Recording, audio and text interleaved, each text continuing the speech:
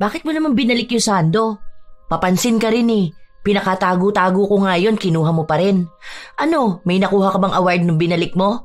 Nangako ba ang amo natin na pag-aaralin ka hanggang kolehiyo dahil sa kabayanihan mo? Papansin ka talaga kahit kailan. Panira ka ng mga diskarte ko sa buhay.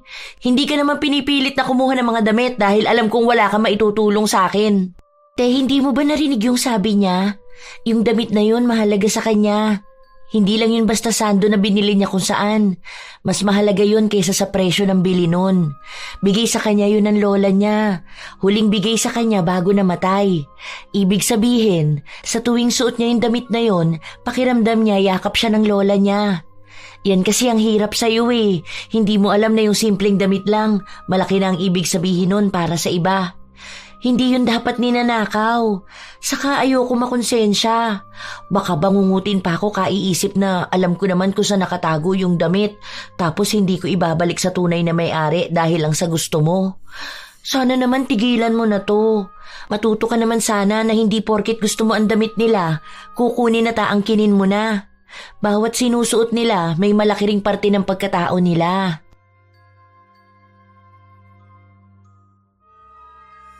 Paano kung ang pinagkakatiwalaan mong tao na dapat mag-aalaga sa mga damit na pinalalaban mo ay siya palang magnanakaw nito? Ganun ang ugali ni Heidi. Ngunit mukhang dahil sa ganung gawain, matagal niyang pagdurusahan ang ganti ng langit. Makakaya niya pa kayang labanan ng tadhana na siya rin naman ang pumili? O magkakaroon ng pagsisisi at pangako ng tunay na pagbabago? Ito raw yung mga lalaban eh, pero wag daw masyadong kukusutin kasi kakaiba nga yung tela niya. Baka raw mabilis masira, mahal pa naman daw to. Uy, ang ganda niya na. Parang gusto ko yata niyan. Kasya sa akin to eh, no? Tingnan mo. Oh, okay lang ba? Ang puti ko tingnan?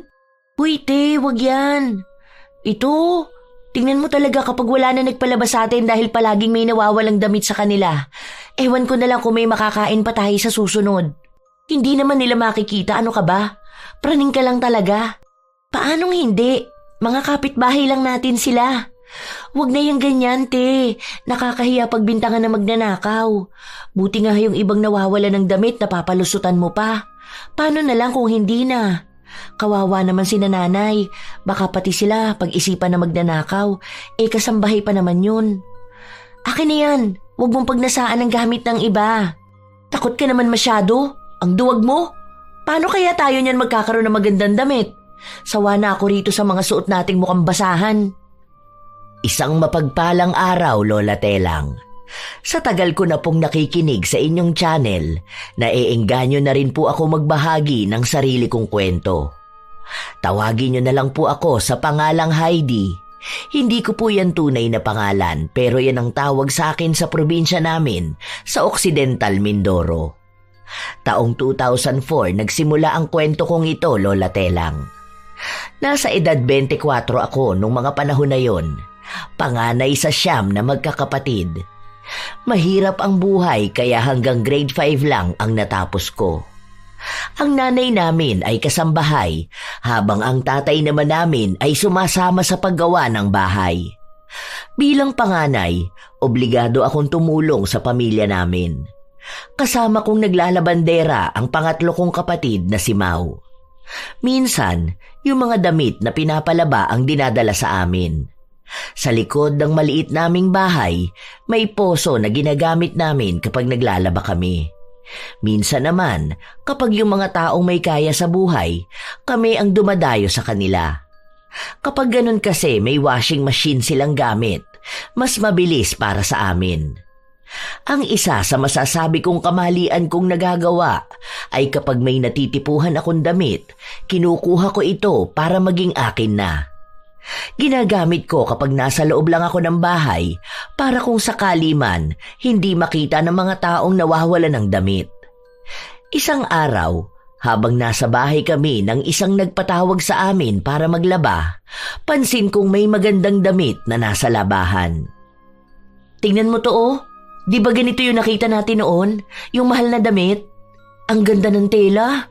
Uy, ang lambot. sukat ko nga. Wag na yan, te. Isasalang na nga natin eh. Teka lang naman, sinusukat ko pa nga eh. Ay, ang ganda. Sukat na sukat sa akin. Hindi siya maluwag, hindi rin masikip. Ang presko sa katawan. Akin na lang to. Mahal yan, baka mamaya mahuli pa tayo. Baka makita yan sa'yo tapos mawalan tayo ng suki. Alam mo naman na ang sabi sa atin, tayo lang ang pinagkakatiwalaan nila maglaban ng mga damit nila, di ba? Mababait din sila. Sayang kung sisirain natin ang tiwala nila. Hindi yan. Saka hindi naman yan sila nagpupunta sa bahay natin, no? Kapag mga mayayaman na ganyan, hindi sila tumatapak sa lugar ng mga mahihirap. Huwag kang kabahan, akong bahala sa'yo. May susuotin na ako sa birthday ni Colette. Ikaw rin, hanap ka dyan. Ay, ito oh. Bagay ito sa morena. Oh, ang ganda rin ito oh. Kasya to kay Bunso ano? Iuuwi ko nga to. Kasya naman to dun sa bag na dala ko. Itong kay Bunso maliit lang naman to. Kasya na to sa bulsa ko. Wag na yan. Pwede naman tayo mag-ipon para makabili tayo ng bagong damit. Pero wag naman yung gamit ng iba. Baka mamaya mahalaga sa kanila yung damit na yan. Baka regalo sa kanila o kaya paborito nila. Alam ko naman na mahirap tayo. Pero dapat hindi yung maging dahilan para maging magnanakaw tayo. Sus, walang magagawa yung konsensya mo na yan. Alam mo ang dami natin sa bahay eh. Lahat puro pagastos. Oh, tingin mo ba makakaipon tayo ng pambili? Buti pa sila mayaman. Kapag gusto nila ng bagong damit, pwede silang bumili. Saka marami yan silang damit. Hindi na nila mahahalata kung ano yung nawawala. Hindi mo naman siguro ako isusumbong, di ba? Walang nagawa ang kapatid ko. Kinakabahan pa nga siyang lumabas ng bahay noon dahil baka biglang maghalughog ng gamit namin o kaya makita ang ninakaw ko. Pero nakauwi kami ng bahay na may bitbit na 4 na damit, may bra at panty rin. Yung bra, isinuot ko doble sa bra na suot ko. Ang ganda oh! Avon tong bra na to. Ang mahal kaya nito. Nakita ko to nung hiniram ko yung brochure kay Auntie Jo. Pangarap ko talaga yung ganitong bra. Buti na lang natupad na. Nangarap ka pa kung pagiging magnanakaw lang din pala ang gusto mong gawin. Iba naman kasi to. Diskarte lang ba? Alam ko naman na hindi ko to mabibili. Kumbaga, hiningi ko lang sa kanila, hindi lang ako nagsabi. Hayaan mo na, ang dami kaya niyang bra. Hindi naman na niya to hahanapin. Tayo rito ilan lang ang bra, naghihiraman pa. Tinali ko na nga lang tong bra ko dahil nga lumuwag nung sinuot ni Belang. Basta akin lang tong bra na to ha. Sa lahat ng mga ginagawa kong pangunguha ng mga damit, si Mau lang talaga ang kontra sa akin. Hindi niya rin sinusuot ang mga kinukuha ko dahil sinasabi niya na mas mainam pang mukhang basahan ng suotin niya kaysa sa pag-aari ng iba na ninakaw lang. Pero hindi ko naman siya pinipilit. Ilang linggo pa ang lumipas, palaging sa bahay ng mayayaman kami dumadayo. Simula kasi noong nagkaroon ng kanya-kanyang poso ang mga kapitbahay namin, bibihira na silang magpalaba. Sa bahay naman ng mga mayayaman, hindi pa naman masyadong uso noon ang CCTV. Kung meron mang CCTV ang bahay nila, isa lang, doon lang mismo sa tapat ng gate. Wala silang nilalagay sa likod kung saan kami naglalaba. Kaya kahit na magnakaw ako, walang nakakapansin. Kampante rin naman ako na hindi ako ilalaglag ng kapatid ko. Hanggang sa may isang balita kaming natanggap. 3 lang daw yung pwedeng maisama papuntang Ermita. Malayo ba yun? Sasakay pa ng Roro eh. Kukuha raw kasi ng tao para sa bubuksang laundry shop. Saan daw ba magbibigay ng biodata? Bili ka nga muna 2, tag-isa tayo. Sasama tayo dun. Sa syudad yun. Mas malaki ang kikitain natin dun. Libre nga raw ang bahay pati pagkain. 150 isang araw. Uy, pwede na yan. Kung 2 tayo, may 300 na tayo sa isang araw. Kung nagbabahay-bahay tayo ng paglalaba, magkano lang kinikita natin, di ba? Yan na lang, huwag natin palampasin. Dapat tayong 2 ang makasama. Hindi pa rin naman ako nakakaalis ng lugar namin, Lola Telang. Kaya itong plano ko na sumama papunta sa ibang lugar para na ring katumbas nang makikipagsapalaran ako sa ibang bansa. Malayo sa pamilya namin, pero kapag iniisip ko ang mas maayos na pasahod, talagang ginugusto kong umalis. Nung mga panahon na yun, wala namang gaanong kailangan. Basta marunong kang maglaba at masipag ka sa trabaho, pwede na. Nagpunta nga kami ni Mau sa ermita. Doon pinakilala sa amin ang amo namin. Basta ang ayoko sa lahat yung kukupad-kupad magtrabaho ha. Ayoko yung ang dami pang dapat labhan at tupiin, mas inuuna pang makipaglandian sa mga syota. Nagkakaintindihan ba tayo? Opo, naiintindihan naman po. O siya, magpahinga na kayo dahil bukas pa naman magbubukas ang shop. Hindi kayo pwedeng sabay-sabay mag-day off ha. Tuwing Miyerkules at Linggo wala magde-day off dahil dyan sa mga araw na yan ang dagsa ng mga magpapalaba. 3 days bago ang day off saka kayo magpapaalam, okay? O siya, sige na. At alam kong mga pagod kayo sa biyahe. Isa rin sa dahilan kung bakit ako sumama rito dahil alam ko na maraming magagandang damit ang mga tao sa syudad. Sa mga suot pa lang ng amo naming si Rodelli, kita ko na agad na marami akong maiuuwi sa bahay. Maayos naman yung tulugan namin. Sa loob ng maliit na kwarto, 4 kaming babae. Bago lang din daw sila, pero pinsa naman niya ang amo namin. Kinabukasan, maaga kaming nagising. Itinuro sa amin kung paano namin gagamitin ang washing machine. Maliit lang din yung laundry shop, pero malapit siya sa malalaking gusali, tapos sa paupahan ng mga estudyante. Te, huwag mo talagang tatangkain kumuha ng mga damit dito ha? Bakit? Sa dami ba naman ng pinapalaban nila rito, mahahalata pa ba nila kung ano yung nawawala? Kilo-kilong damit yan oh. May natipuhan na nga ako eh. Tinabi ko lang dun sa gilid. Mamaya yan kapag tutupiin ko na at ibabalot, saka ko itatago. Wala namang makakakita ng gagawin natin eh. Bakit? Di nga niya afford maglagay ng CCTV oh? Yung mga pinalitan daw pala natin, mga magnanakaw raw ng damit. Parang yung suki nila na wala ng damit tapos nakita na suot nung isa. Doon na nila nalaman na kaya pala ang daming nawawalang damit dahil kinukuha ng mga tauhan. Kung ayaw mong umuwi ng kahihiyan lang ang bitbit, tigilan mo na yan, te. Eh bakit mo kasi susuotin dito, di ba? Pwede namang ipadala sa bahay para may maayos na damit sila. May duster nga dyan, bagay yun kay nanay. Kukunin ko yun. Hindi ko lang alam kung paano ko ipapadala eh. Baka mahal sa LBC. O kaya ipapasabay ko na lang kung sakali na may uuwi papunta sa atin. Huwag na te, mahiya ka naman. May trabaho naman na tayo eh. Mas madali na sa atin bumili niyan. Ang sabi ni Ate Luisa, malapit lang daw ang Baklaran. Kapag daw wala siyang pasok, pupunta siya doon para bumili ng damit ng anak niya. Mura lang daw doon. Mas maganda na yung ganun kesa naman magsusuot sila sa bahay ng galing sa nakaw. Malaking kasalanan pa rin yun. Hindi yun malaking kasalanan. Dahil ano ba naman yun? Di ba kumuha lang naman ako? Hindi naman yun pagnanakaw ng pera. Damit lang yun, paglulumaan din nila yun. Gagawing basahan. Huwag ka nalang magulo dyan. Hindi ko pinakinggan ang kapatid ko. Dahil madalas na kami-kami lang ang naroroon at madalas na wala ang amo namin na nagbabantay sa amin, nakakapuslit ako ng damit. Kung ano-ano ba naman kasi ang pinapalabas sa amin. Meron pa nga mga panty. Sakto na maluluwag din ang garter nung sa akin, kaya kumukuha ako pa isa-isa. Siguro naman kung suot ko yung panty o bra na ninakaw ko, hindi naman makikita dahil panloob naman yun. Wala namang magpapahubad sa amin dito. Halos 2 buwan na kami pero kahit paano, nakakakalahati na ako ng maliit na sako bag. Sa ibabaw nun, doon ko nilalagay yung mga binili ko sa Baklaran. Pero mga laruan lang yon na may kalakihan. Pantakip ko lang kung sakali na tingnan ang mga bag namin. Pero mukhang wala namang pakialam ang amo namin kaya malaya ako. Hanggang sa isang araw, may pumunta at nagrereklamo. May nawawala raw siyang damit. Ano po bang klaseng damit, ma'am? Paano po kayo nakakasigurado na nawawala yun? Ang sabi ng ginang, bilang niya raw ang pinalaban niya. Kulang nga raw yung damit ng asawa niya.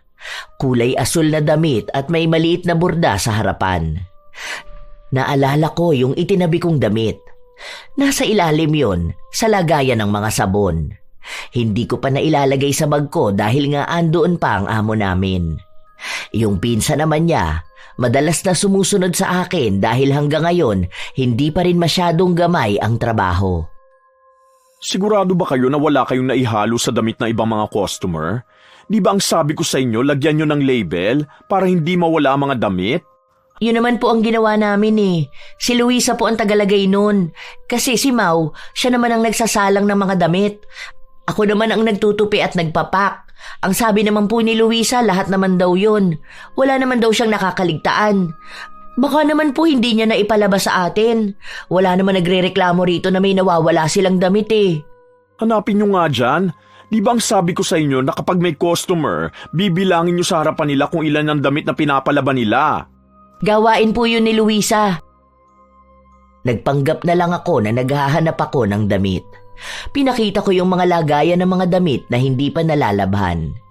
Dahil wala kaming makita, umalis na rin yung customer. Kaya ang nangyari, hindi umalis ang amo namin ng 3 araw.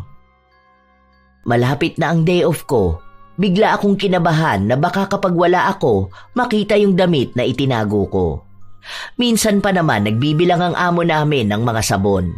Magtataka yun kapag nakita niyang may nakasiksik na damit. Hanggang sa sumapit ang araw na wala akong pasok, pero sakto naman na umalis na rin ang amo namin.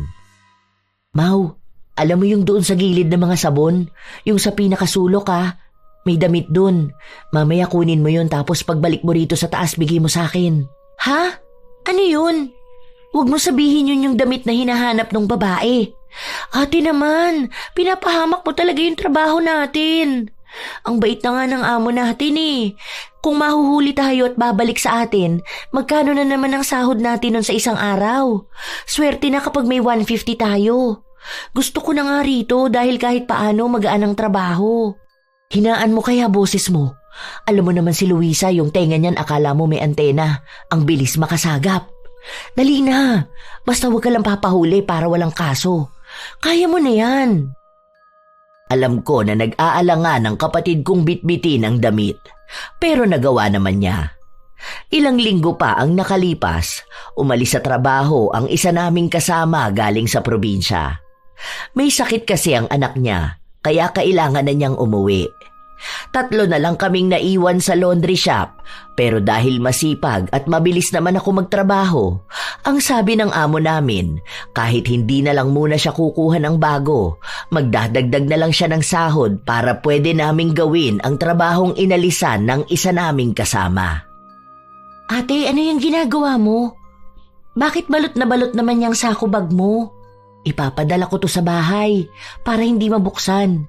Nag-text na rin ako kay Aling Bet. Ang sabi ko, sabihin niya kay nanay na may kukunin siyang padala ko.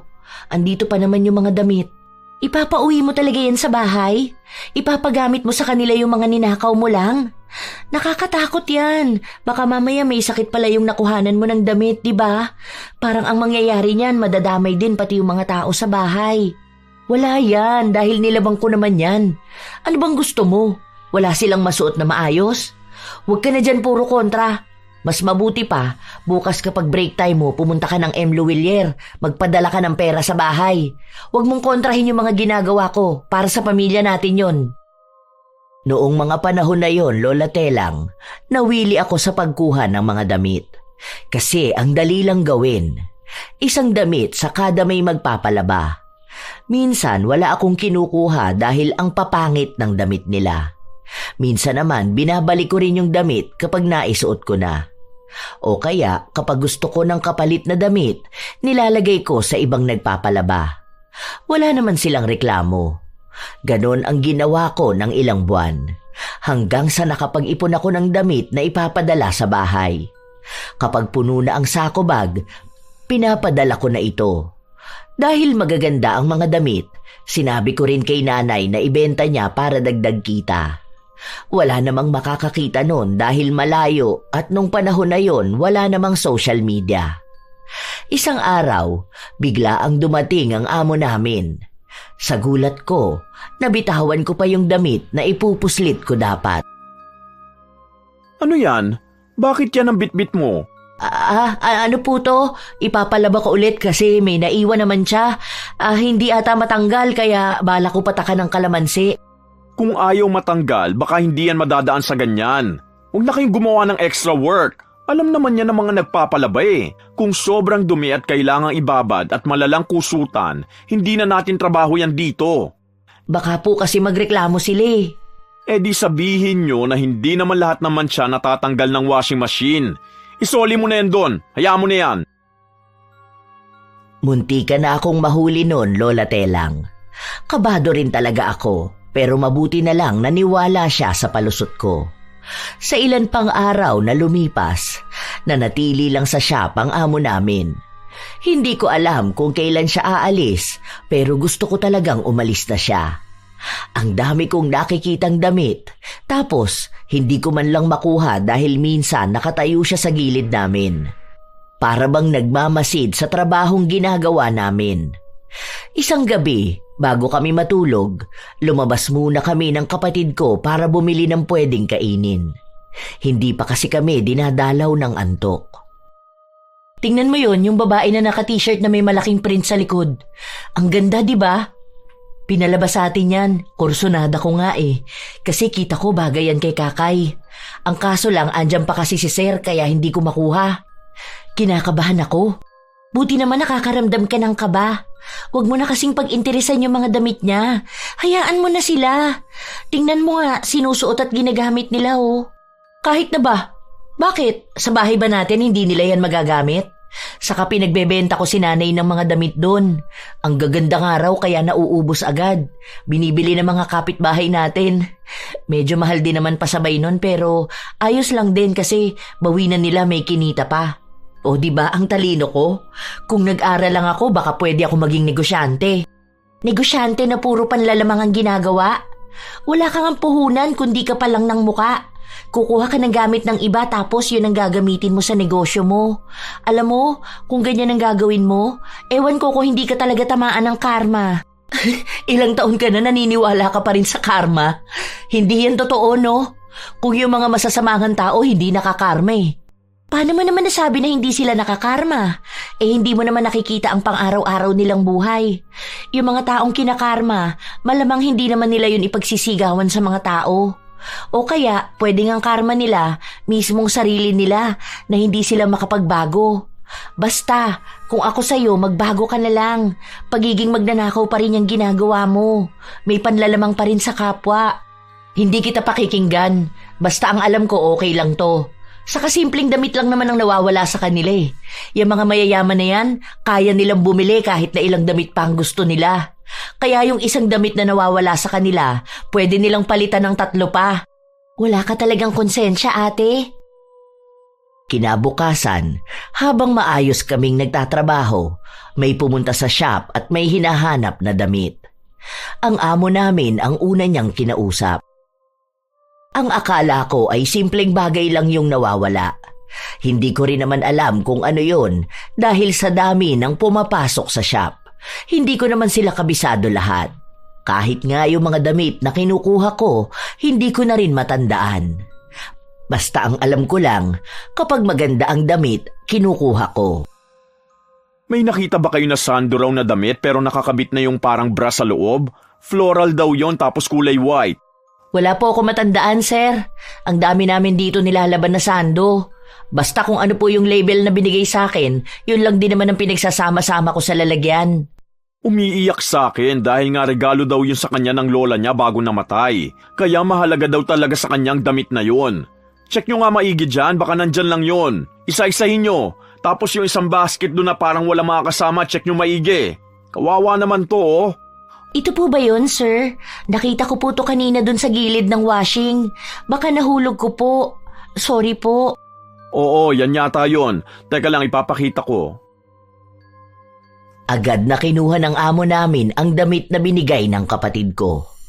Wala akong salita na binigkas pero masama ang tingin ko kay Mau. Itinago ko na nga yun para pag alis ng amo namin may makukuha ako. At talagang isinauli pa niya kung hindi ba naman siya nakakainis. Ang ganda kaya nun. Gusto ko yung isuot lalo na kapag mainit ang panahon kasi hindi na kailangan ng bra. O kaya kapag bumalik ako ng Mindoro, may magagamit akong pambahay. Nang kinagabihan, Lumabas ulit kami at doon kami nagtalo na dalawa. Hindi kasi pwede na sa loob kami dahil maririnig kami ni Luisa. Baka magsumbong pa yon. Pinsan pa naman niya ang amo namin at parang isa na rin siya sa bantay. Bakit mo naman binalik yung sando? Papansin ka rin eh. Pinakatago-tago ko nga yun, kinuha mo pa rin. Ano, may nakuha ka bang award nung binalik mo?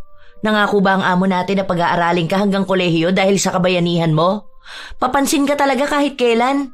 Panira ka ng mga diskarte ko sa buhay. Hindi ka naman pinipilit na kumuha ng mga damit dahil alam kong wala ka maitutulong sa akin. Te, hindi mo ba narinig yung sabi niya? Yung damit na yun mahalaga sa kanya. Hindi lang yun basta sando na binili niya kung saan. Mas mahalaga yun kaysa sa presyo ng bili nun. Bigay sa kanya yun ng lola niya. Huling bigay sa kanya bago namatay. Ibig sabihin, sa tuwing suot niya yung damit na yun, pakiramdam niya yakap siya ng lola niya. Yan kasi ang hirap sa'yo eh. Hindi mo alam na yung simpleng damit lang, malaki na ang ibig sabihin nun para sa iba. Hindi yun dapat ninanakaw. Saka ayoko makonsensya. Baka bangungutin pa ako kaiisip na alam ko naman kung saan nakatago yung damit tapos hindi ko ibabalik sa tunay na may-ari dahil lang sa gusto mo. Sana naman tigilan mo na to. Matuto ka naman sana na hindi porket gusto mo ang damit nila, kukunin at aangkinin mo na. Bawat sinusuot nila may malaki ring parte ng pagkatao nila. Wala akong pakialam sa pagkatao nila. Tela lang yan. Simpleng bagay lang yan. May trabaho naman tayo, di ba? Ayaw mo bang bumili ng bago? Hindi yung ginagamit o ginamit na ng iba. Kung gusto mo yung magaganda, may mura naman sa mga ukay-ukay. Para at least wala kang bitbit na konsensya kapag nalaman mo yung kwento ng mga tao tungkol sa mga damit nila. Nakakaawa sila eh. Sa kanila ka pa talaga naawa? Eh tayo ang mas may nakakaawa na pamumuhay. Diba, noon ano ba mga sinusuot natin? Mga napupulot lang sa basurahan. Mga ginawang basahan ng ibang tao. Bakit? Masama na bang asamin na makapagsuot naman ng mas maganda? Mas maayos? Bakit? Kasalanan din ba nila na hindi tayo makapagsuot nun? Mas nakaka-proud pang magsuot ng basahan kaysa maging proud na magsuot ng maganda, pero galing naman sa nakaw. Wala kang pinagkaiba sa mga taong masasama. Dahil pag-angkin at pagnanasa pa rin ang pag-aari ng ibang tao ang ginagawa mo. 2 sa 10 kautusan ng Diyos na agad ang nilabag mo, ang pagnanakaw at pagnanasa. Inggitera ka kasi. Sa galit ko sa kapatid ko, hinigit ko ang buhok niya at lumaban naman siya sa akin. Nagsabunutan kaming 2 sa labas. Galit na galit ako at ganun din siya. Ayaw ko pa naman sa lahat ay pagsasabihan ako at ipapamukha sa akin na mali ang pinipili kong gawin. Dahil sa nangyari, may mga taong umawat sa aming 2. Maging ang amo namin, nakuha namin ang atensyon. Ano ba kayong magkapatid kayo? Ano bang pinagtatalunan nyo ha? Huwag niyong sabihin ng mga syota nyo. Sorry po sir, hindi po yun. O siya, tungkol naman saan ha? Para umabot dyan sa halos magkalbuhan na kayong magkapatid. Walang kumikibo sa aming 2. Hindi rin naman masabi ni Mau kung ano ang tunay na dahilan. Dahil kahit nasabihin niyang hindi niya ginagawa ang ginagawa ko, madadamay pa rin siya.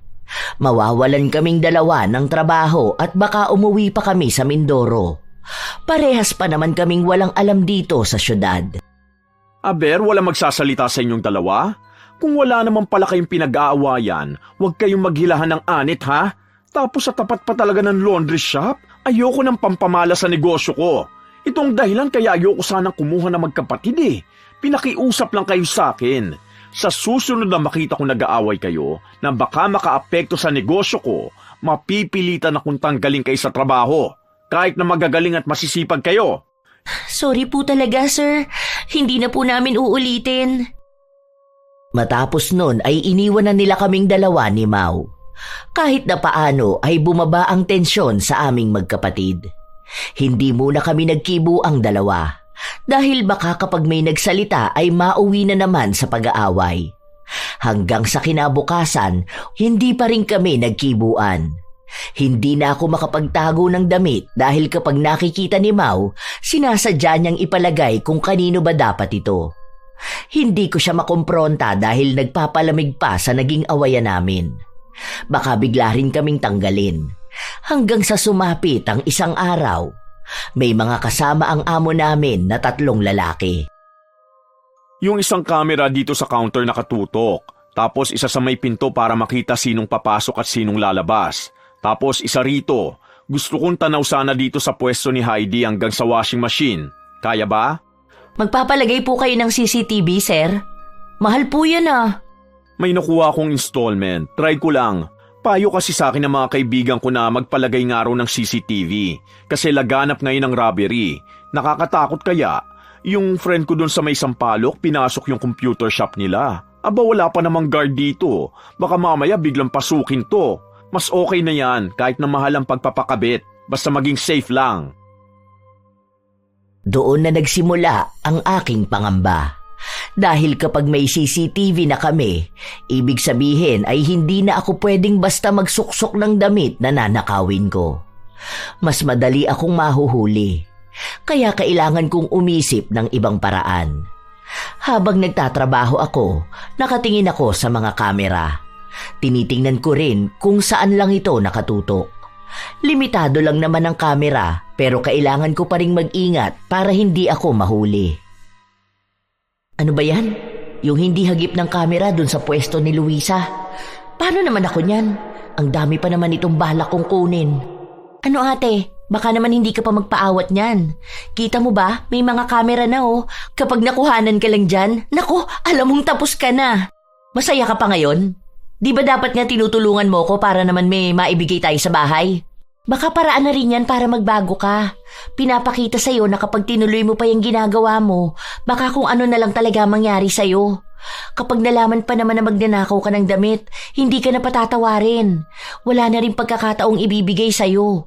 May pamamahiya na, wala ka pang trabaho. Kaya lumaban ka na lang ng patas. Basta alam kong wala akong maling ginagawa, wala akong dapat ikatakot. Kung alam mo lang din sana kung para saan tong ginagawa ko ngayon. Baka sa susunod magpasalamat ka na lang din sa akin. Kapag ako naging negosyante, makikita mo, mali ang pagdududa mo sa akin na kaya ko. Kung tamang pagiging negosyante sana, matutuwa pa ako. Pero negosyante na ninakaw ang puhunan, walang dapat ikatuwa. Dapat pang ikahiya. Umirap lang ako. Pero ang mga CCTV na yon, wala pa rin namang nagawa kung gusto ko talagang magnakaw. Pansin ko na walang kamera papunta sa likod, kung saan doon isinasampay ang mga damit. Kapag natuyo na kasi yun, kukunin ko na tapos saka ko aayusin para pagsamasamahin. Naisip ko na kung doon ako kukuha, walang makakakita sa akin. Hindi naman nagpupunta doon si Luisa. Dahil lang sabi niya, mainit nga raw at sa counter siya. Siya lang din ang pwedeng magbukas ng kaha. Kung pupunta ron si Mau, wala rin naman siyang magagawa kung mahuhuli niya ako. Tuwang-tuwa ako noon, Lola Telang, kasi pakiramdam ko talaga nung mga panahon na yon na ang talino ko. Kasi biruin mo yon, may CCTV na, pero nakakaisip pa ako ng paraan para maisakatuparan ang gusto ko. May mga nananakaw pa rin akong mga damit pero hindi na katulad noon na mas marami. May mga natatanggap kaming reklamo mula lang dun sa mga alam ang bilang ng damit nila. Pero yung iba na basta na lang nagpapalaba, kahit napakiramdam nila na may nawawala, hindi nila masabi kasi hindi naman sila sigurado. Hanggang sa isang araw, may nagpalaba sa amin. Siguro kaedaran ko lang. Bakit kaya nagpapalaba pa sila ng mga panty at bra nila? Madali lang naman tulabahan. Yung iba kasi dyan hindi talaga marunong. Meron pa yan dati doon sa mga nauna kong employee. Kahit may regla yung panty, pinapalaba nila. Yung isa kanina, yung babae, ano yon? Shota nun Chinese. Kaya hindi talaga yung naglalaba. Kapag tapos nila maghubad, diretso na rito ang mga damit nila. Ah, ganon? Kaya pala mukha na rin siyang Chinese. Akala ko naman Chinese talaga siya na nag-aral magtagalog. Ang baho niya kaya, pero mamahali ng mga damit niyan. Libo-libo ang halaga. Baka doon na lang sa magagandang damit siya bumabawi. Pero kapag tinabihan mo, ang baho niya. Lalo na yung bunganga. Mahal talaga mga gamit niya? Oo naman. Dati kasi nakasabay ko yan sa mall. Yung presyo ng panty niyan, libo ang halaga. Hindi yata yan nagsusuot ng mga nabibili lang sa palengke. Makikita mo naman nakakaiba yung tela, di ba? Pati mga damit niyan kung saan mas mahal, doon siya bumibili. Sustentado ba naman ang syota? Habang nakatingin ako sa mga gamit na nilalagyan ng marka ni Luisa, may natipuhan agad ako. Isang panty yon na sobrang lambot nung hinawakan ko. Kinuha ko yon. Sinubukan ko lang pero wala naman kaming nakuhang reklamo mula sa kanya. Hindi siya nagbilang ng pinalaban niya. Tinanggap niya kung ano lang ang ibinigay sa kanya. Nagpapabalik-balik pa nga siya kada 3 araw. Isang beses pa, wala ang amo namin. May 2 panty pa ulit mula sa babae na yon ang kinuha ko. Alam yon ng kapatid ko pero hinayaan na lang niya ako. Kahit naman kontrahin niya ang ginagawa ko, iisa lang din naman ang mangyayari. Mas masusunod pa rin ang gusto ko. Tingnan mo to. Partner yung bra at panty. Ito susuotin ko bukas. Ang ganda ng tela oh. Ang lamig hawakan. Ang sarap sa balat. Ang swerte naman ng babae na yun. Ang mahal nito ah. Dati pangarap ko lang magkaroon ng ganito na terno. Ngayon nasa akin na mismo. Ganito naiisip ko tapos nasa Boracay ako. Ang sexy ko nun. Itatabi ko to para kapag may kakayahan na ako magpunta ng Boracay. Pati ba naman yan hindi mo pa pinaawat? Hindi talaga. Narinig mo naman siguro sabi ni Sir, di ba? Mahal to. Saka pangarap ko kaya makapagsuot ng ganito. Parang bikini kapag pupunta ka sa dagat. Pangmayaman talaga. Personal na gamit niya yan. Baka mamaya may sakit siya tapos mahawa ka pa. Oh, ano na lang mangyayari sa'yo nun? Tapos baka malala tapos mahirap lang tayo. Wala tayong pampagamot sa'yo. Baka dun ka pa magsisi. Kaso, huli na ang lahat. Kaya hanggat hindi pa nangyayari, isoli mo na yan. Huwag mong gamitin. Kapag nagpalaba ulit siya, isiksik mo na doon sa ibabalik sa kanya. Wala yun. Malamang mayaman siya kaya hindi yun magkakaroon ng ibang sakit. Alam mo naman maarte yung mga mayayaman. Ibig sabihin nun, maalaga sila sa katawan nila. Kaya alam ko na wala siyang sakit. Nilaban ko rin naman to, no? Kung gusto mo, hiramin mo na lang din to sa akin kapag tapos na ako. Tuwang-tuwa ako nung mga panahon na yon, Lola Telang. Lalo na nung sinuot ko, talagang presko sa pakiramdam. Parang ang gaan-gaan ng buhay ko nun. Basta, hindi ko maipaliwanag kung gaano ako kakomportable magtrabaho nung mga araw na yon. Wala rin namang nakakahalata na suot ko yung ninakaw kong bra at panty dahil panloob yun. Ang tanging nakakaalam lang ay ang kapatid ko. Kahit na kontra siya sa gawain ko, wala naman siyang magagawa. Ginamit ko na. Nung inalok ko siyang gamitin niya kapag nalabhan na, ayaw niya naman.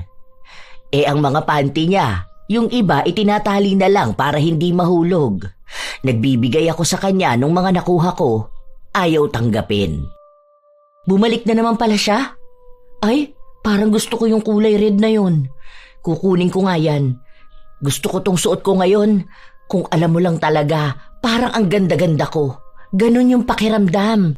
Huwag na yan, baka magtaka na siya na uubos na yung panty niya. Yun pa naman ang punteriya mo. Pwede ka naman sana bumili sa baklaran kung talagang wala kang magamit o gusto mo ng bago. May pera ka naman dyan. Di magpabili na lang ulit siya, di ba? Saka paisa-isa lang naman ang kinukuha ko ah. Ibig sabihin naman na hindi niya hinahanap, hindi niya kailangan. Kung talagang alam niya na may nawawala sa kanya, babalik yun dito sa atin. Kaso hindi naman. Hindi ako nagpaawat. Mas pinagtuunan ko nga ng pansin yung babae na yon.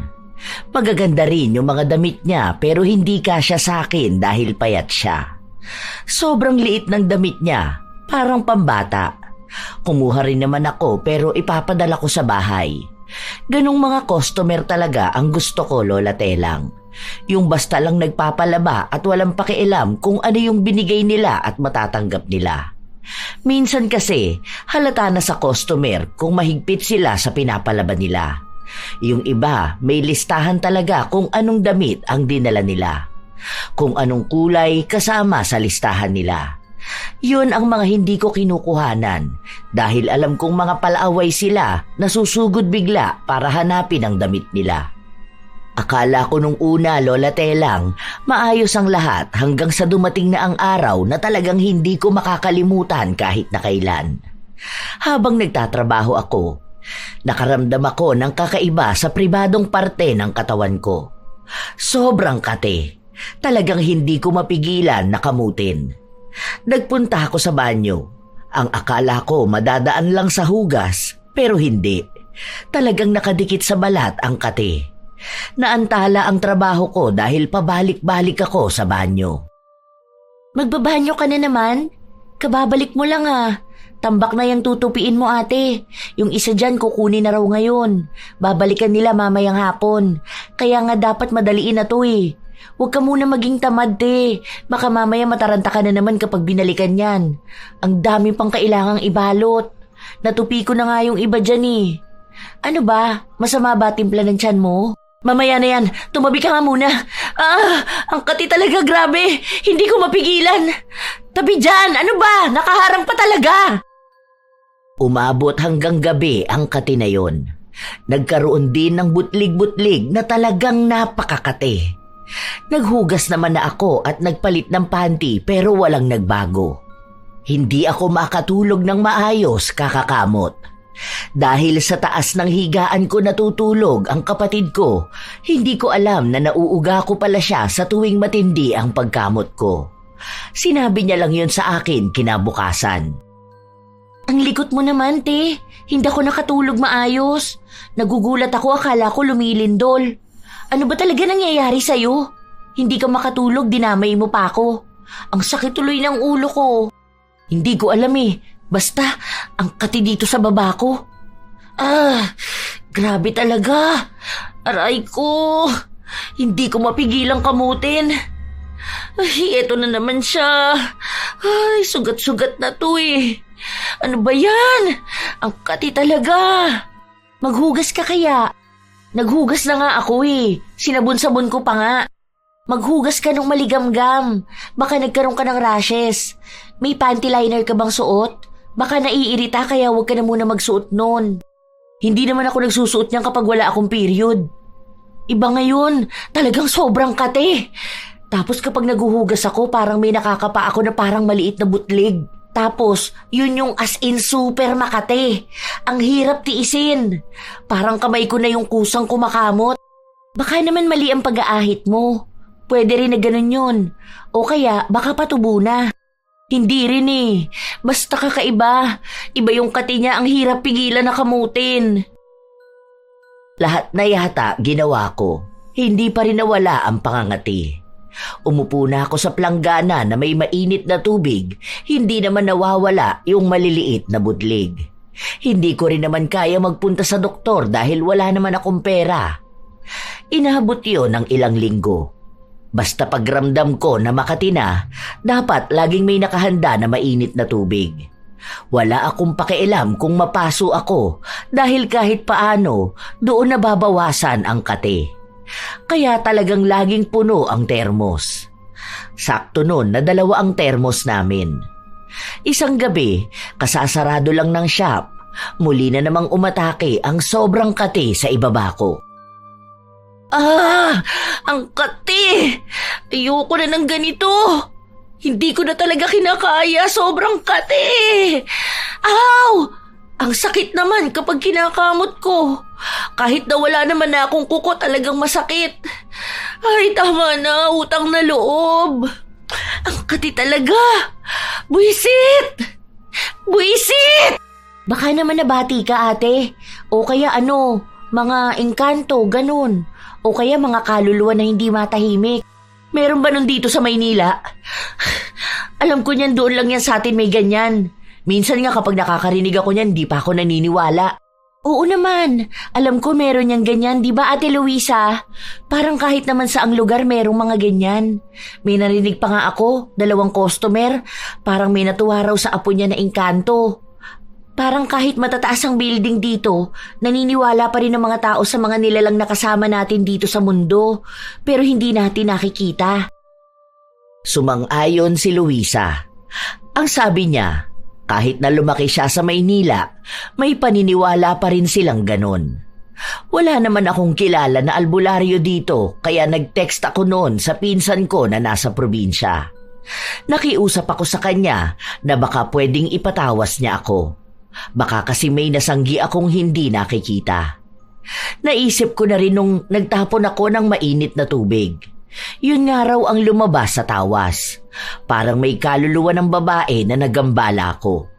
Si Luisa naman sumang-ayon dahil lang sabi niya meron daw bantay doon sa shop.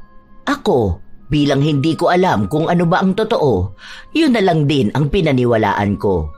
Sinunod ko yung sinabi ng albularyo pero hindi talaga nawawala. Sa halip, mas naging malala pa. Nagsusugat-sugat na, tapos may mabahong amoy. Hindi ko maipaliwanag dahil talagang iba yung amoy. Hindi pa ako nakipagsiping sa kahit na sino, kaya hindi ako mahahawaan ng sakit ni numan. Nakaabot din sa amo namin ang nangyari sa akin. Magpunta ka na sa doktor, ipatingin mo na yan. Baka mamaya lumala pa yan. Wala ka bang ibang iniinom? Wala kang ginagamit? Yung mga feminine wash ba, ganun? Wala? Baka mamaya bumibili ka nun tapos peke. Ang dami diyang peke sa bangketa, ha? Hindi naman ako gumagamit ng ganun eh. Tubig lang talaga. Kung wala talagang ganun, baka iba naman yung sakit mo. Sure ka ba na wala kang syota na tambay? Baka mamaya yun naman ang nakahawa sa'yo ng sakit. Pero kesa naman mag-isip ka ng kung ano-ano, mas maganda talaga magpatingin ka na para maagapan agad. Sige na, sweldo mo mag-day off ka ha? May mga clinic naman na libre lang magpa-check up. Mas mabuti na kung maipapatingin mo yan kesa lumala pa.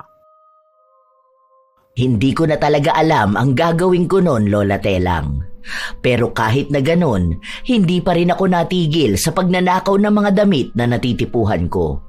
Basta may makita ako na gusto ko at yung nagpapalaba, walang pakialam, talagang nangunguha ako. Naging sikat din kasi yung laundry shop. Sobrang dagsa ang mga tao kaya ang dami naming nilalabhan. Minsan, kusang nagkakamali kaming mailagay yung damit sa ibang lagayan pero ibinabalik sa amin. Kapag hindi ko tipo, hinihintay kong may maghanap. Kapag wala na talagang naghahanap, kinukuha ko na. Palusot na rin yon na baka sa sobrang dami naming nilalabhan, nahahalo sa iba, tapos hindi na binabalik sa amin. May mga nagagalit pero wala namang magagawa yung galit nila kung hindi ko na mababalik ang damit. Wala naman kaming kalaban na laundry shop noon, kaya wala silang pagpipilian. Pupunta pa sila sa mas malayo o maglalaba ng sarili nilang damit na mukhang hindi nila magawa dahil abala sila sa buhay at walang oras maglaba. Hanggang sa isang araw bago sumapit ang sahod na dapat ay araw din nang wala akong pasok. Nagulat na lang ako. Nagising ako sa kalagitnaan ng gabi dahil pati dibdib ko sobrang katina. May mga maliliit na ring butlig na yung kate ay talagang nanunuot sa balat. Kapag kinakamot ko, sumasakit naman. Binanlian ko na, wala pa ring epekto. Ano ba to? Hindi ko na talaga kaya. Ayoko na makaramdam ng ganito. Ano bang klaseng sakit ito? Wala naman akong ginagawang masama. Bakit para namang pinarurusahan ako? Ang kate. Sobrang kate. Aray ko po. Aray. Madalas akong umiiyak, Lola Telang, dahil sobrang kate. Sobrang hapdi. Nagsusugat-sugat na nga rin yung balat ko kakakamot. Hanggang sa dumating ang araw na nagpatingin ako sa doktor. Ang nakuha ko lang na resulta ay nahawaan ako ng isang tao na may sakit din sa balat. Tinanong ako noon ng mga posibleng dahilan kaya ako nahawa. Kung nagdikit ba ang balat namin o kung ginagamit ko yung gamit niya. Iisa lang daw ba ang sabon namin o kaya ay tuwalya? Pero ang sabi ko na lang hindi. Niresetahan ako ng gamot pero napakamahal. Hindi ko yun kayang bilhin kaya hindi ko sinunod. Ang nabili ko lang ay yung mumurahin na pamahid. Nabili ko sa bangketa. Iniisip ko noon na iisa lang din naman ang epekto nun sa akin. Pinayuhan din ako na huwag makikigamit ng gamit ng iba para mawala itong kati-kati ko at huwag nang lumala. Oh, anong sabi sa'yo? Ano raw ang kailangan mo? Malala na ba yan? Kumbaga, kailangan na ba ng operasyon? O baka naman madaan pa sa gamutan? Basta raw wag ako makikigamit ng gamit ng iba. Yun lang naman ang payo sa akin. Buti na lang iba ang sabon ko at tuwalya ko. Kakatakot kaya mahawa sa'yo. Baka mamaya talaga tanggalin ko na lang balat ko kapag sobrang kate. Saka nakakatakot kasi isipin. Pribadong partiyan tapos ganyan. Ibig sabihin may malalang sakit. Hindi ko talaga kayang isipin. Bumili naman na ako ng pamahid ko.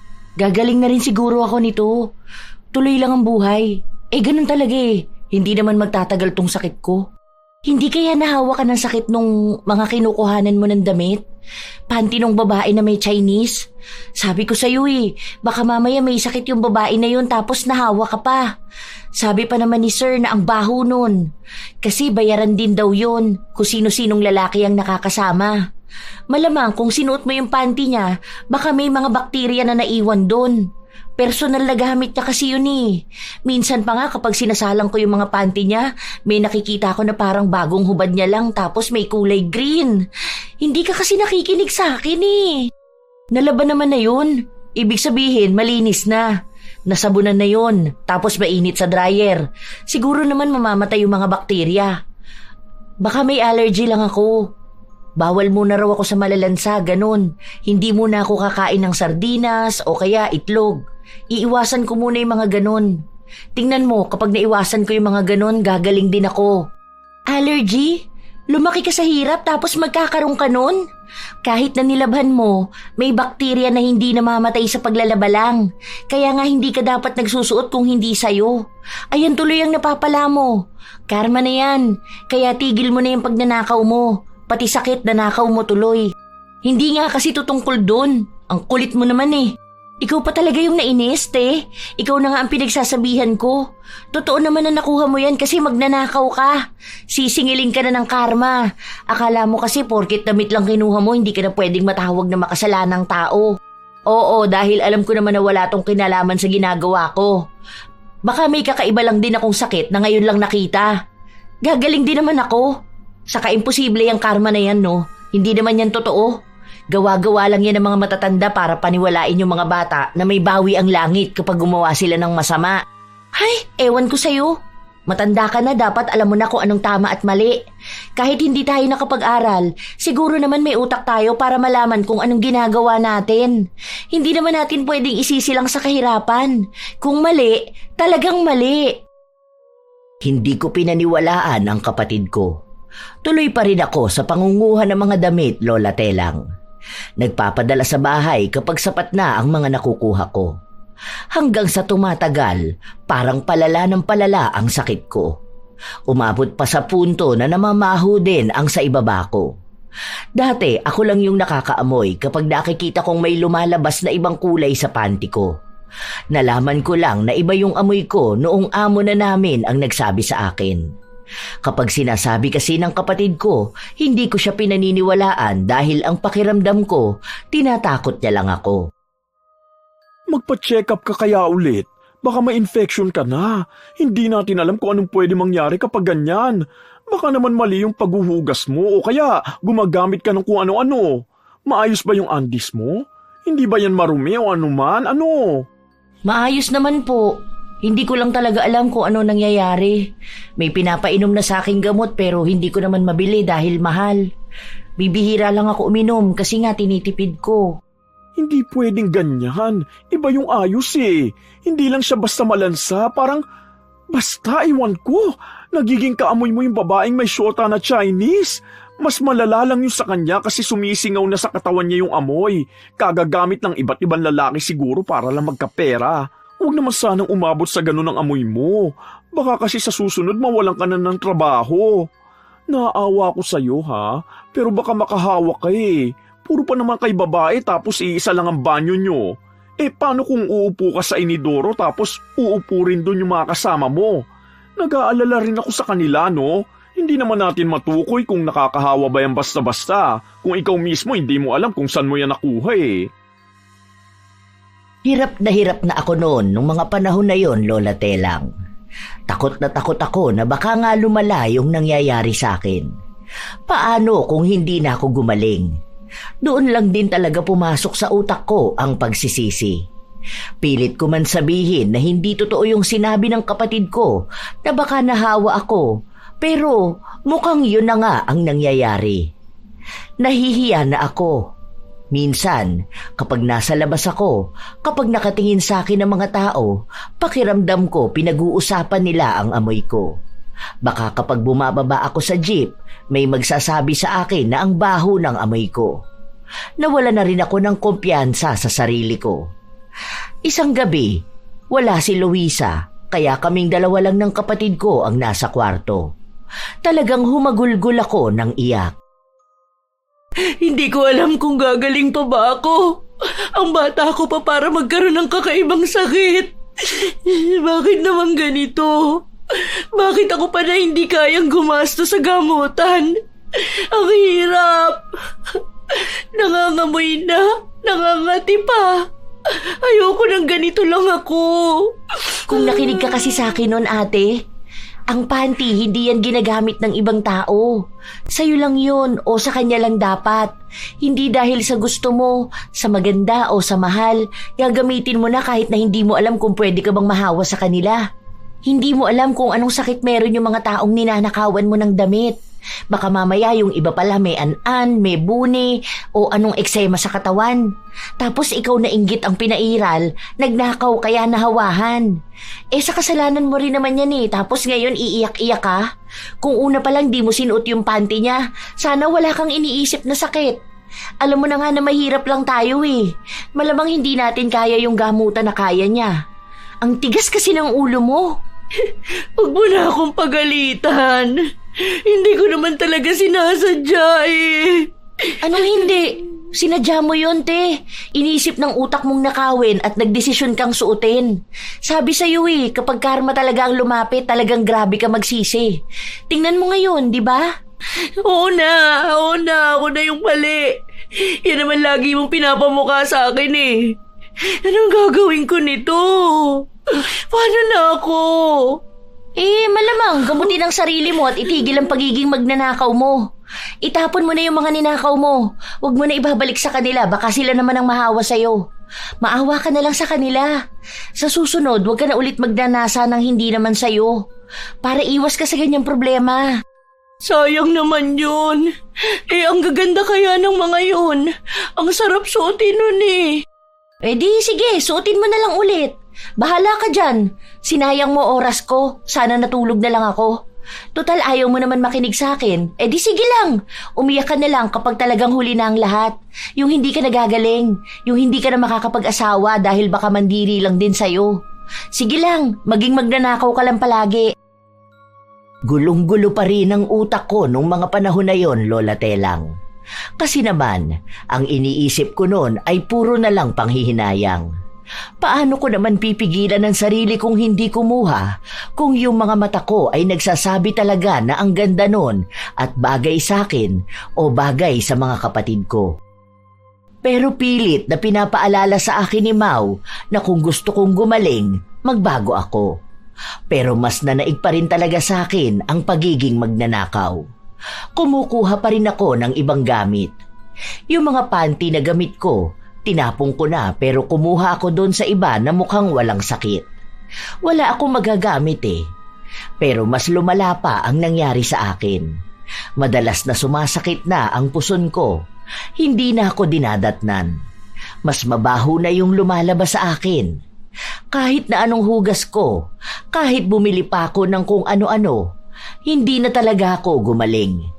Hanggang sa umabot sa punto na nahuli nga ako ng amo ko na nagpupuslit ng damit.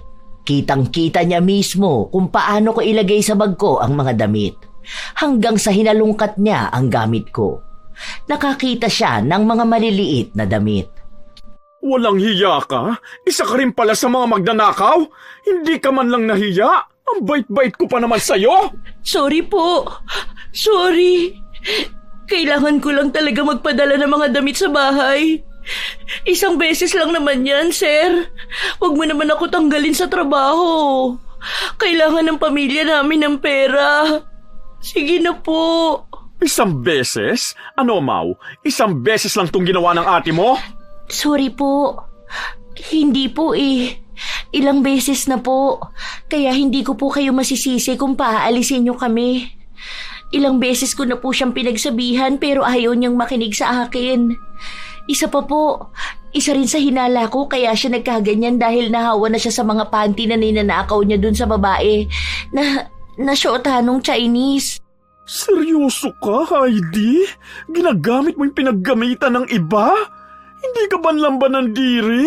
Isipin mo yun, kapag tapos niya magpagamit sa lalaki, hindi mo pa alam kung naghugas siya bago niya isuot ang panty niya, tapos kapag hinubad niya, ipapalaban niya rito. Hindi ka man lang ba kinikilabutan? Talaga ba? Nilaban ko naman yun, sir. Ay kung hindi ka nga naman gaga, hindi ka man lang ba naturuan na yung mikrobyo ng panty hindi basta nawawala? Babae ka pero talagang okay lang sa'yo maging ganyang nakakadiri?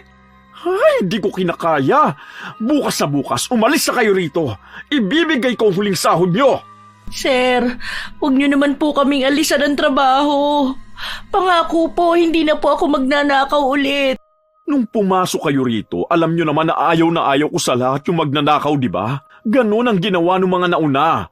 Kapag niloko na ako, hindi na ako nagbibigay ng second chance. Dahil kung may CCTV na nga, nagawa mo pa rin magnakaw, paano pa kaya sa mga susunod? Magiging magaling ka na niyan magtago. Umuwi ka na lang sa inyo. Magbago ka at magpagaling. Masipag ka pa naman sana, pero sadyang maling-mali ang ginawa mong pagiging magnanakaw. Kahit na lumuhod ako sa harapan ng amo namin, hindi na talaga ako napatawad. Sobrang problemado ko noon dahil kailangan talaga namin ng pera. Ayaw kong bumalik sa amin na ang gagawin ko lang ay maglaba kapalit ng maliit na halaga. Nanghihinayang ako sa nawala sa akin pero galit na talaga ang amo namin. Gusto na niya kaming paalisin kaagad kung hindi lang gabi nung mga sandali na yon. Nang maibigay na sa amin ang huling sahod kinabukasan, umalis na rin agad kami. Hindi ko na naman mapigilan ang luha ko. Ano ba? Wala ka ibang ginawa kundi umiyak. Kung hindi naman dahil sa'yo, hindi naman tayo mapapauwi eh. Ikaw ang umuwi mag-isa dahil ako maghahanap ako ng iba kong mapapasukan dito. Ako kaya ko ang sarili ko. Kaya kong makisama sa ibang tao. Huwag ka na dahil kapag magkasama tayo, lagi na lang ako napapahamak. Kung hindi mo sana ako nilaglag eh, pwede mo naman ako pagtakpan na. Para namang hindi mo alam kung paano. Ilaglag man kita o hindi, alam na ni sir kung ano ang totoo. Kitang-kita na niya. Magsinungaling man ako o magsabi ng totoo, iisa lang ang mangyayari. Mawawalan pa rin tayo ng trabaho. Kahit na paano, isinalba ko na lang ang dignidad nating dalawa. Mahirap tayo pero sana yun lang kaya natin, di ba? Hindi naman kailangan ng pera para maging totoong tao. Huwag mo iyakan o isisi sa ibang tao ang nangyari sa'yo. Ang inggitera mo kasi at ambisyosa ka. Hindi ka rin magkakasakit kung hindi ka nagnasa ng pag-aari ng iba eh.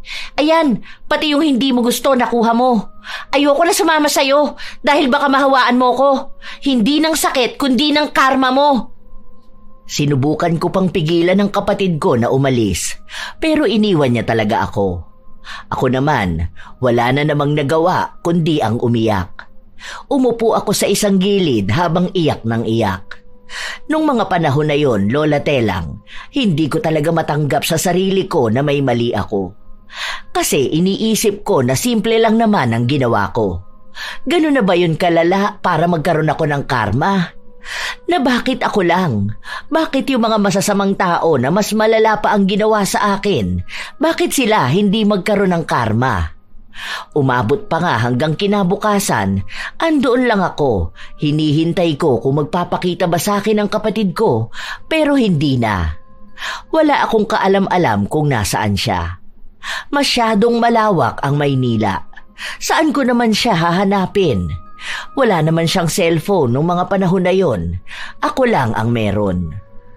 Noong nagpasya na akong umalis, doon naman nagpakita ang kapatid ko. Inaya ko na siyang umuwi na kami. Ihahatid na lang kita hanggang sa sakayan. Hindi na ako sasama pabalik sa bahay.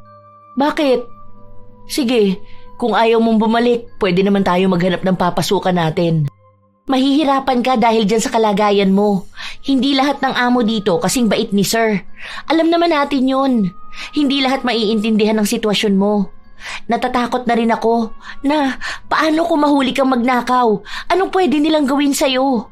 Paano kung hindi ka na makauwi sa bahay? Pangako, hindi ko na yun uulitin. Mahirap ang pangako kung hindi ka rin handang tuparin yun. Kilala kita ate. Kahit mangako ka ngayon, alam kong darating ang araw na matutokso ka sa magagandang damit. Kapag natukso ka, makakalimot ka na naman. Tama na to, te. Sana naman intindihin mo ang sarili mo. Huwag mong palaging sisihin ang iba sa nangyayari sa'yo. Baka yung sakit mo, baka yan ang paalala sa'yo na dapat hindi ka magnakaw ng gamit ng iba. Dahil malala ang balik sa'yo. Sana gumaling ka na at magbago ka na. Tumatak talaga sa akin ang mga salitang sinabi ng kapatid ko, Lola Telang.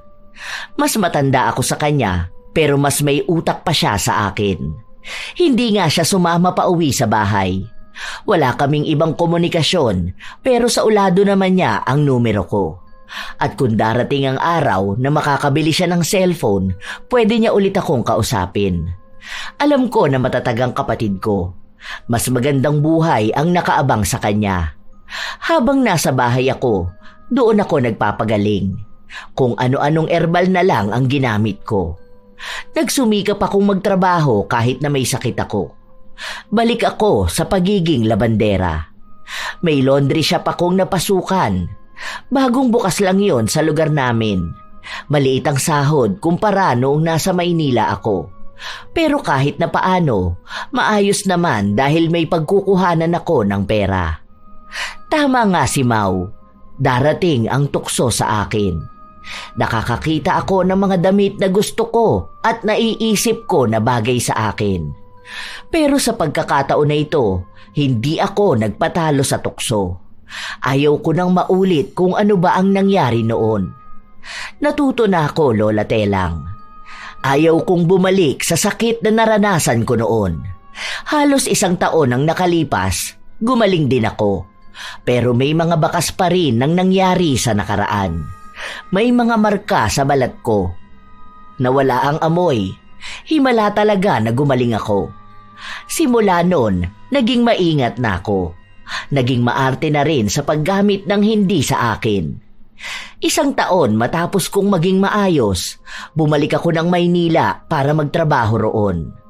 Wala akong naging balita sa kapatid ko. Hindi ko alam kung nasaan na siya. Wala kaming komunikasyon dahil wala na yung SIM card ko noon. Kung saan ang numero na yon ang saulado ng kapatid ko. Nung mga panahon na yon, mahirap talagang makausap ang kamag-anak na nasa malayo dahil hindi pa naman uso ang Facebook o kung ano-anong magkokonekta sa amin. Meron noong Friendster pero wala namang ganon ang kapatid ko. Kailangan mo rin magpunta sa computer shop dahil hindi naman kami mayaman para magkaroon ng computer at internet sa bahay. Hanggang sa nagpatuloy ako sa buhay. Yung iba naming mga kapatid, naghanap na rin ng trabaho. Ang tagal kong hindi nakabalik sa amin. Halos 2 dekada akong nasa Maynila pero hindi ko nakita ang kapatid ko. Dito na ako nagkaroon ng asawa at anak. Noong nakilala ko ang asawa ko, hindi na ako nakabalik ng Mindoro. Sa kasalukuyan, buhay pa naman ang mga magulang namin. Iba sa mga kapatid ko ay may mga asawa na rin. Kami na lang talaga ni Mau ang hindi pa nagkikita. Wala rin siya sa Facebook. Hinahanap ko ang pangalan niya pero ang daming lumalabas, hindi naman niya kamukha. Isang araw, habang nasa laundry shop ako, isa sa nagpapasipag sa akin magtrabaho ay ang pakikinig sa channel ninyo, Lola Telang. Ito na nga ba ang sinasabi ko? Huwag ka naman muna mambintang, ma. Mamaya hindi naman pala sure na nawawala yung wallet niya. Kita mo naman ang bitbit nilang maleta, 2 malaki. Hay, ang lakas talaga magpanggap nito ni Aliyah. Akala mo talagang nawawalan siya. Isa siya naman ang magnanakaw. Hay, nakaka-high blood talaga. Kung ganyan lang din ang manugang ko, kukulamin ko talaga yan. Tingnan mo talaga, kawawa yan sa akin. Tawang-tawa sa akin ang kasama ko na nakikinig. Ang sabi niya, bakit daw ako pa ang mukhang galit? Na baka may aawayin na naman akong makulit na customer mamaya. Ano ba naman yan? Tayo na nga lang ang nakatira dito. May nawawala kang gamit? Bakit hindi mo sinasabi? Nahihiya ako magsabi eh. Lo, Sino ang namang kapal talaga ng muka. Magnanakaw na, sinungaling pa. baka naitabi Ay, nakakagigil talaga. Kapag nangyari yon, mas lalo Naku! kitang hindi mapapatapos. Dinaan na naman sa iyak at paawa yung biyenan niya. Isa pa to sa sobrang bait, nakakagalit na. Itong gigil ko na to, dapat sulit parusa nito mamaya ah. Masama mo. Dapat barangin na yan. Yung may lumalabas na uod sa mata. Buti na lang wala ako sa kwento na yon. Ay nako, ako talaga mananakit dyan kay Aliyah. Ay, nakakainis. Kung magalit ako sa isa sa mga karakter sa kwento mo, Lola Telang, parang hindi ako naging magnanakaw noon. Totoo pala talaga na nakakagalit ang makakilala ng magnanakaw. Ngayon naiintindihan ko na ang kapatid ko. Yan din ang naging dahilan kung bakit ako nagpadala ng kwento sa iyo, Lola Telang. Gusto ko ring ibahagi ang mali kong nagawa noon. At ang pagpapatotoo na tunay nga ang karma. Na kung anumang masama na nagawa ko, malupit pala ang babalik. Ang isa sa ikinatutuwa ko ngayon, nagkaroon ako ng pagkakataon para magbago. Gumawa ako ng hakbang at hindi ko hinayaan na malubog ako sa kasalanan ko. Kung sana lang nakikita ng kapatid ko ang malaking pagbabago sa akin, alam kong matutuwa siya. Sana maging malaking tulong din ang pagbabahagi ko ng kwento para makarating sa kanya. Maraming salamat po, Lola Telang. Sadya talagang may mga tao na mas pinangingibabawan ng tukso. Inaakala nila na kapag maliit lang ang bagay, isang pirasong damit, isang gamit na hindi naman daw hahanapin ng may-ari, ay wala itong magiging epekto. Pero ang katotohanan, anuman ang ninakaw, may malaki itong epekto sa lahat.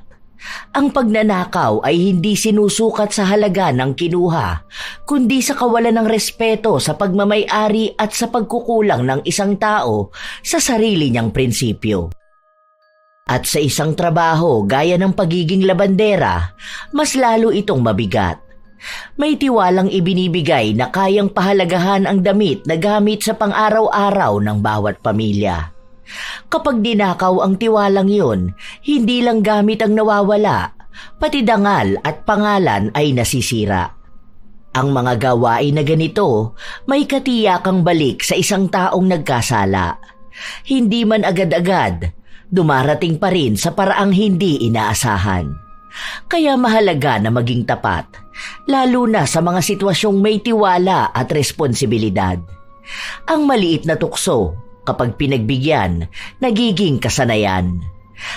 At kapag paulit-ulit na ginagawa, nagiging ugali hanggang tuluyang nakakasira ng pagkatao. Tandaan na lamang na huwag pagnanasaan kailanman ang pag-aari ng iba. Kung hindi iyo, huwag mong kukunin. Ang buhay ay hindi lang naaayon sa ganda ng damit o bagay na ninakaw mo. Ito ay makikita sa integridad na pinanghahawakan mo. Nawa ay magsilbing aral ang kwento ni Heidi na walang nagiging magandang dulot ang pagiging magnanakaw kahit mukhang maliit na bagay lang ito. At mga apo, kayo ay maaari ring magbahagi ng inyong komento at opinyon ukol sa kwentong ibinahagi ngayong araw. Ito ang inyong Lola Telang at maraming salamat sa pagsubaybay at pakikinig nyo mga apo.